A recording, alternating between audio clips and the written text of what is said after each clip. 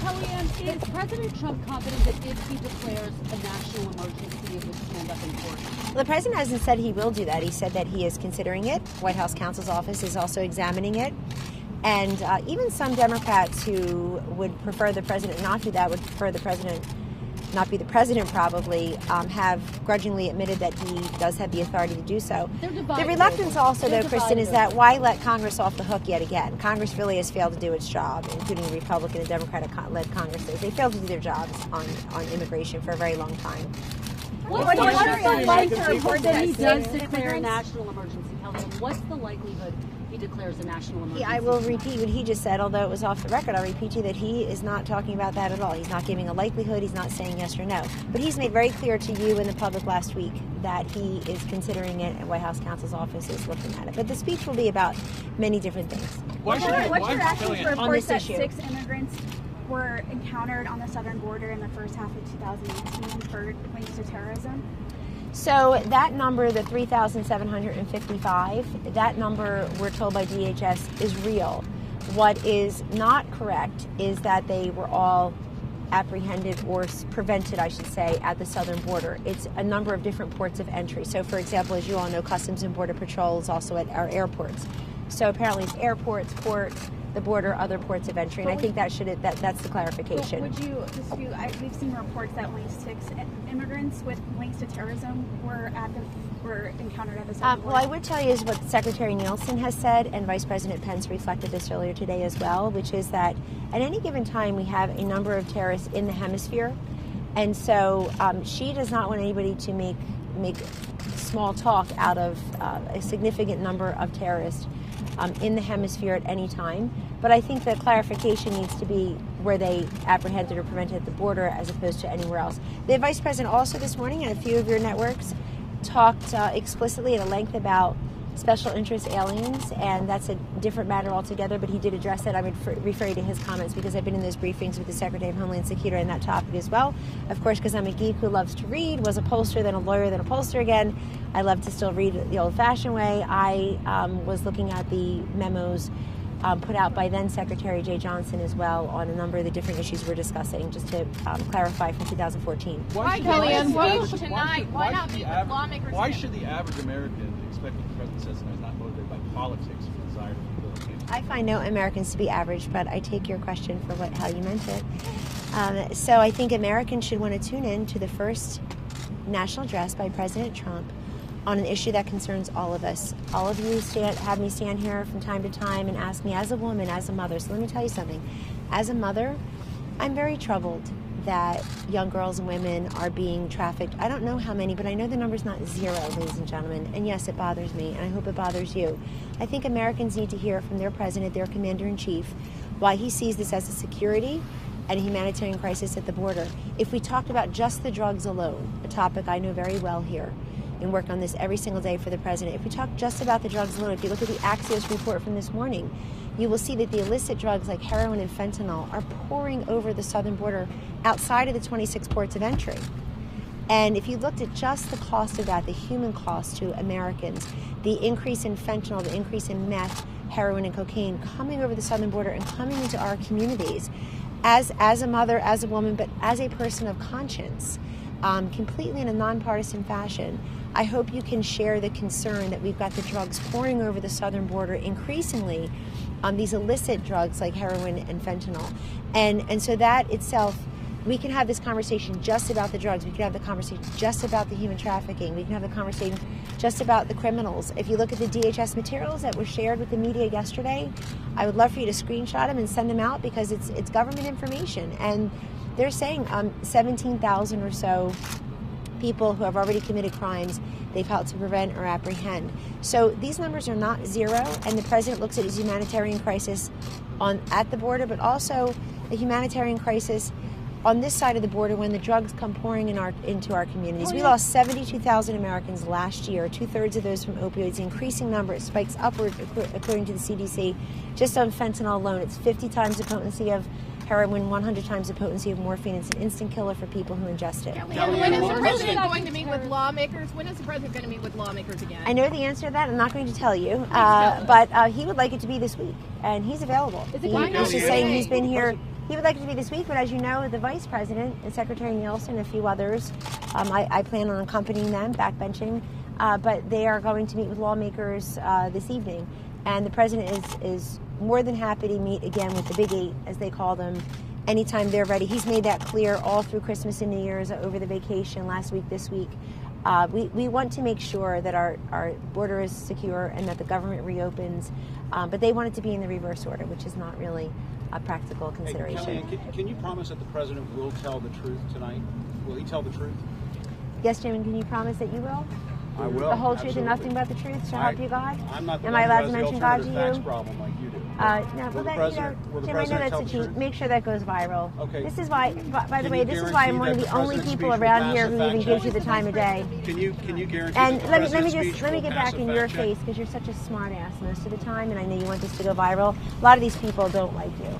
But let me just be respectful to the media at large, as I always am. I explained that was alternative information, additional facts. And I explained it many times. And don't you put it back in my face for all the corrections that your network needs to issue. I was on your network 25 or 26 times in 2018. I'm one of the last people here who even bothered to go on. And the disrespect that you showed to me personally, I'll just look past. Ma'am, No, I and just asked you if don't the call me President ma'am would be to telling the make it up. truth tonight. Kellyanne, That's I why, just go asked ahead, the please, President Mom. to tell the truth You said he's meeting with lawmakers tonight. Democrats and Republicans, who's he meeting? Tonight, the Vice President and Secretary Nielsen will be meeting, I believe it was made public, they'll be meeting up on Capitol Hill with the Republican conference. But remember, they'll meet with anybody who wants to meet with them. The Big Eight will come back here. I'll let our Legislative Affairs Office take that one. But obviously, the President is always happy to meet on this issue. Kellyanne, statistics show that actually more suspected terrorists were apprehended at the northern border than the southern border. So why not declare a crisis there? Why the focus only on the southern border? I went through the whole drug thing, drug crisis that we're having. I know it's understood, but you don't cover it enough compared to 72,000. We basically have an airplane falling from the sky every day filled with people dying from a drug crisis, and we're just going to blasé our way out of it. Mitigate what's happening at the Be a northern smart border, aleck. If this is a situation that's close enough to being declared a national emergency or being considered declaring a national emergency, why doesn't the President support opening agencies that deal with national emergencies? Say it again.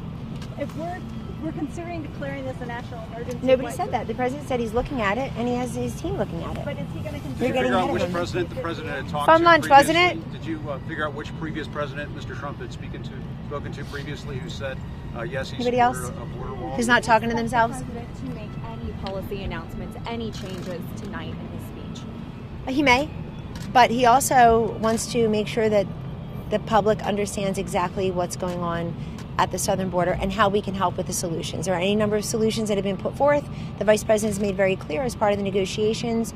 He heard what the Democrats were asking for. Much of that is on page 2, the backside of that particular letter from OMB to Chairman Shelby, and I would commend it to your attention. Kellyanne, will the President very say much anything decided. differently Is there any tonight than chance he's he'll already offer a said plan on to this reopen issue? the Will he say government? anything different tonight than he's already said on this issue? I think the President is going to bring his case directly to the American people. I know you're covering it, but he also needs to cut out the middleman, because there's a lot of misstatement and lies told about him routinely every day, just looking around. And so he needs to make sure that he can get his message directly to the American people. But a lot of this will strike the public as brand new information. I'm not going to get ahead of his speech. I've seen drafts of it, and this is up to him. It will be in his voice, in his words. And I thank you for covering it and for giving out me which Will he the offer a president path to is reopen the speaking to? government, Kellyanne? Will he offer a path to reopen the government tonight? A clear The path? President has made very clear that he wants border security. It's not a campaign promise. It's a solemn duty as the Commander-in-Chief and President of the United States to keep us all safe and secure. And he looks at this as very important. And by the way, you see what he did today. He invited in members of the media, of your industry. They were all there. He had a great lunch, really, very off the record in content, but a really terrific exchange, robust exchange. Questions were asked and answered. The Vice President weighed in. Everybody had an opportunity to ask the President what they wanted to know on this particular issue and a few others. And we would like that. We'd like to continue that. I see the Vice President yesterday did the pen and pad with the media. We'd like to continue bringing you information, those who are interested in the information and not curating your own images. This is now the second longest shutdown in history. What's the message to the workers, Kellyanne, who are concerned about paying their bills? Well, the President's concerned about them too, and OMB has been talking about some of the mitigation strategies, as have some of the other agencies. They're working on that as well. And the President very much sympathizes with that. He's following this as well. that he wants to make sure that we're all safe. His first and solemn duty is to keep us all safe in this nation, and we're not safe from the drugs.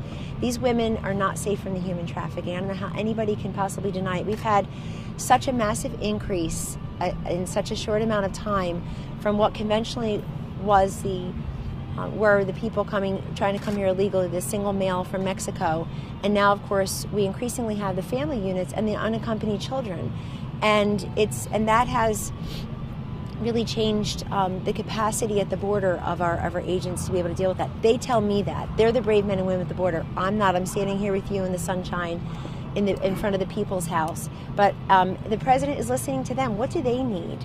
What are the resources they need? They want the personnel. They want the steel barriers. Many of them have suggested that to them. We already have a lot of that built from previous administrations, meaning structures, infrastructure. I know that a Democratic congressman was just asked on Fox News, I'm told, about, well, if you don't want this, would you tear down what's already there? Oh, no, we wouldn't do that.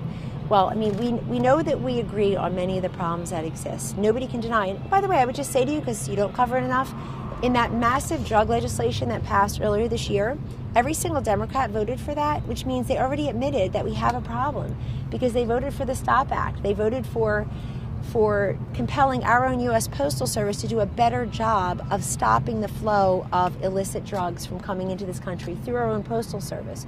So you've got to believe if it's also coming through the southern border, that the priority is also there. I see a Christopher in the crowd. How you doing? You want to represent CNN in a nice way? Because Jim's trying to make it personal.